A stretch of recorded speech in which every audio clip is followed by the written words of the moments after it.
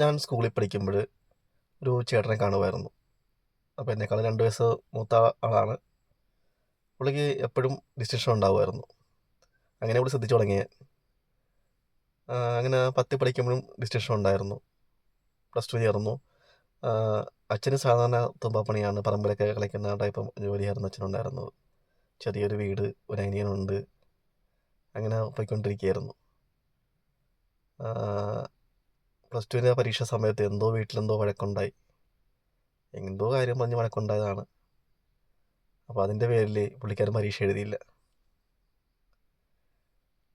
+1 നല്ല മാർക്കുണ്ടായിരുന്നു. +2 പരീക്ഷ സമയത്താണ് ഈ വഴക്കുണ്ടാകുന്നത്. പുള്ളി ഓർത്ത് ഞാൻ പഠിച്ചിട്ട് എന്തിനാണ്, ഞാൻ പഠിച്ചിട്ട് വലിയ ആളാകാൻ പോകുന്നുണ്ടോ, ഇല്ല. അപ്പോൾ ഞാൻ വല്ല ജോലിക്ക് പോവാം, എൻ്റെ അനിയനെ പഠിപ്പിക്കാം, അനിയൻ വീട്ടുകാരെ നോക്കിക്കോളും, അപ്പോൾ എൻ്റെ വീട്ടുകാർക്ക് നല്ല ജീവിതം കിട്ടും അപ്പോൾ ചിന്തിച്ചാണ് പുള്ളി എങ്ങനെ പഠിപ്പ് ഉപേക്ഷിച്ച് ചെറിയ ജോലിക്ക് പോകാൻ തുടങ്ങി. എറണാകുളത്തും അവിടെ ചെറിയ ജോലിക്ക് പോകാൻ തുടങ്ങി. അനിയനെ പഠിപ്പിച്ചു. അനിയൻ എഞ്ചിനീയറിംഗ് പാസ്സായി, നല്ലൊരു ജോലി കിട്ടി, നല്ല വീട് വെച്ചു. അനിയൻ്റെ കല്യാണം കഴിഞ്ഞു.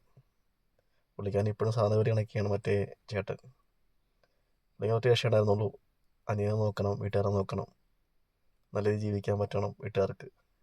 ഞാൻ ഇത്തിരി ഇതായിപ്പോയാലും എൻ്റെ വീട്ടുകാരെ ജീവിക്കണം, അതാണ് പുള്ളിക്കാരൻ ചിന്തിച്ചത്. അത് നടന്നു.